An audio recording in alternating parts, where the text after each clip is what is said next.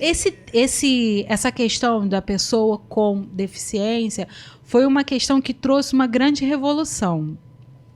Porque o nosso mundo, né, de antigamente, a gente usava muitas características das pessoas com deficiência de forma pejorativa. Sim, nossa, né? Senhora. E isso precisa ser falado também, porque essa é uma narrativa que precisa ser discutido para que erros não voltem a ser cometidos.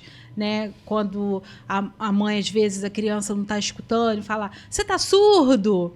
Né? Uma forma pejorativa. Surdo é uma deficiência. Na verdade, quando aquela criança não está surda, ela só está teimosa. Então, assim, a gente precisa mudar isso. As pessoas precisam entender que essas coisas já não são mais aceitáveis. Até mesmo a brincadeira com características da deficiência já não podem mais ter dentro da nossa sociedade, já não é mais aceitável. E essa convenção foi muito importante por isso, porque ela fez a pessoa com deficiência, é a pessoa primeiro. É a pessoa que tem um cabelo louro, é a pessoa que é careca, é a pessoa que é cega, a pessoa com deficiência. Então fez você olhar para a pessoa. Primeiro é a pessoa. Até um termo que foi abolido nessa convenção também foi o termo cadeirante. Né? Não é mais esse termo que se utiliza. Se utiliza a pessoa que usa cadeira de rodas. Então, assim, Isso eu não sabia não, hein? Isso eu não sabia não. Então, assim, são umas modificações que a gente precisa falar porque ela não é cadeirante, ela é uma pessoa que usa cadeira de rodas. E aí essa terminologia foi mudada para ter um olhar mais humano em relação à pessoa, não em relação à deficiência, para não limitar ela a deficiência que ela tem. Antes dela ter deficiência, ela é uma pessoa. Cara, isso é muito legal, né?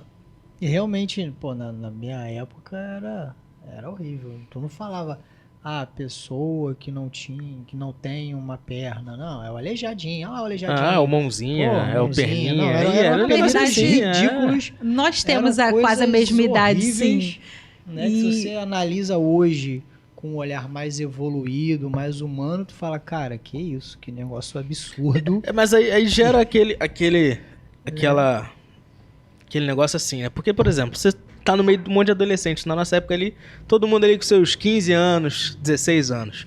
Até que ponto aquilo tá sendo benéfico para aquele cara, para aquela pessoa se sentir ali no meio, se sentir mais um? Porque não só ele era zoado, a pessoa que tem outra coisa era zoado também. Então até que ponto é benéfico para ele se sentir no meio e até que ponto você já tá ofendendo o cara? Então, no meio de um monte de adolescente, sabe? É esse ponto que eu tô tentando jogar. Só que nós somos a geração de engole o choro, né? Tocou no ponto aí. Não tinha essa. Uma não existia geração. Bullying, não. Era jogar no lixo, derrubar da escada. É uma geração que cresceu bem problemática. Tiro, porrada e bomba. E aí, hoje, nós temos a lei anti-bullying, que ela não permite esse tipo de brincadeira que a gente viveu lá atrás. Sabe o que eu tô lembrando? A gente fez essa pergunta para uma psicóloga, para Maria.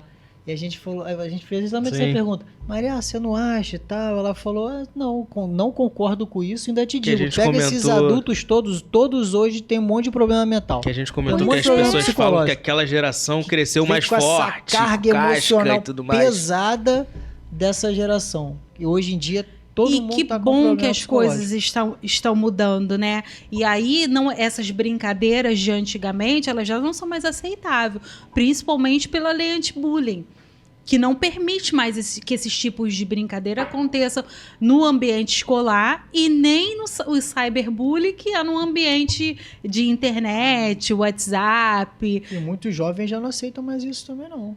Sim. Mas com a molecada que tá vindo aí, eles já não aceitam mais isso, não. Essa já acham isso feio, acham isso errado. E essa é a mudança que teve da nossa geração, né? Problemática, precisando de terapia, para essa geração que está vindo agora, do politicamente correto, do que isso não é brincadeira, isso está me magoando, isso está me ofendendo.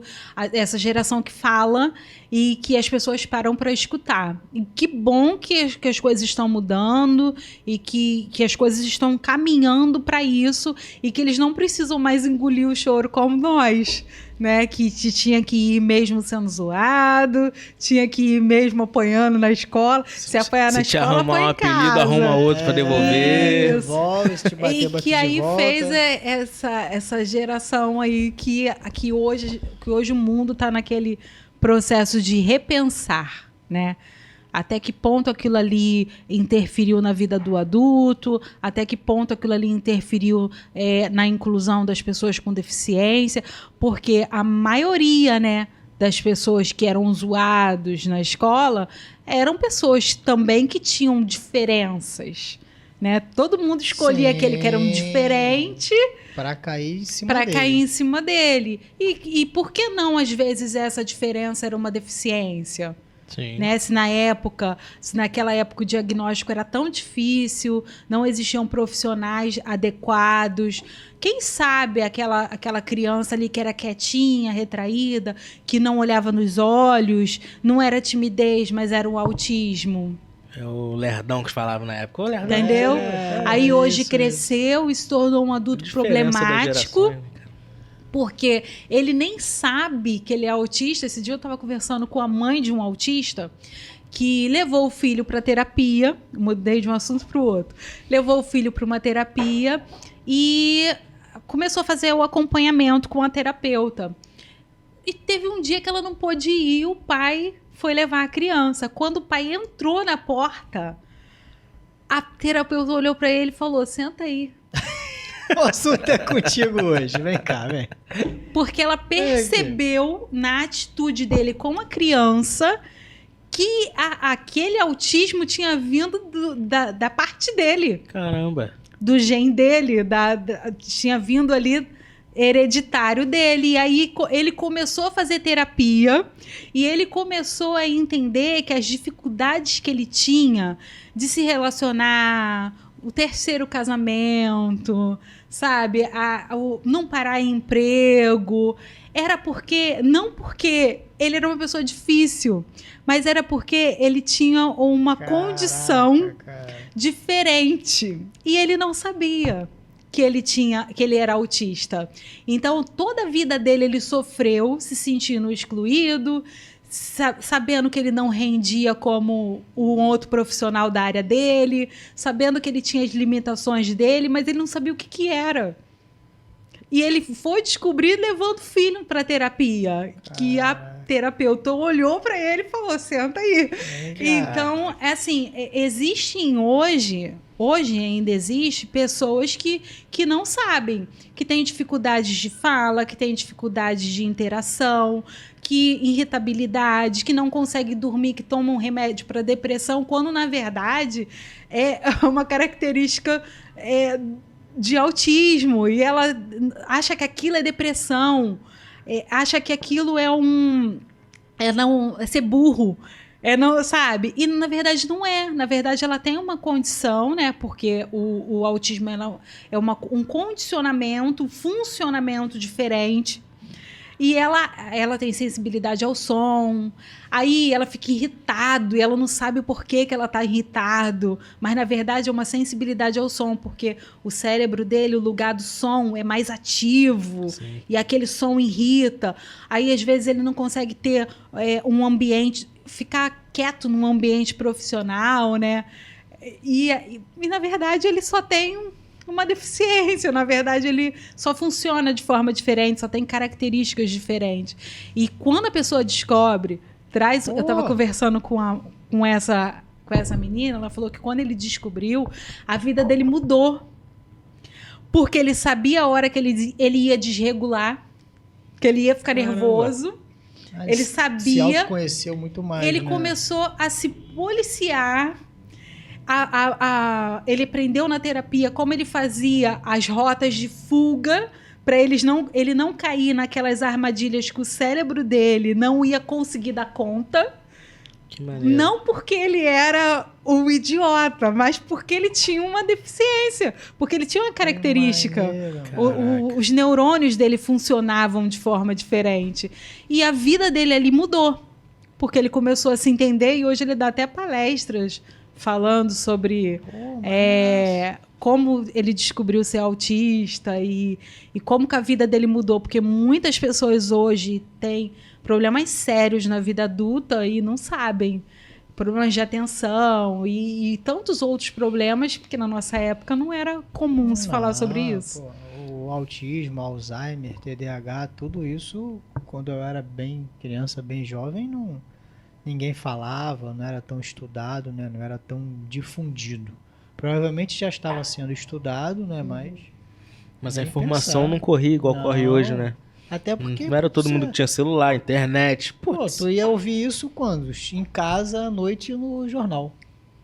E o mundo era bem mais cruel, olha lá, né? claro, tu ia ler o que eu quisesse escrever. Que quisessem que você visse, né, na verdade. Aí hoje em dia, a própria professora, ela já consegue identificar na sala, porque tem estudo, já é treinado para isso. Ela consegue identificar aquele aluno que tem o hiperfoco, aquele aluno que ela nota que não consegue ficar parado muito tempo dentro da sala de aula, porque tem uma hiperatividade. Nem todo autista é hiperativo, mas tem autista que é. Então, ela já consegue...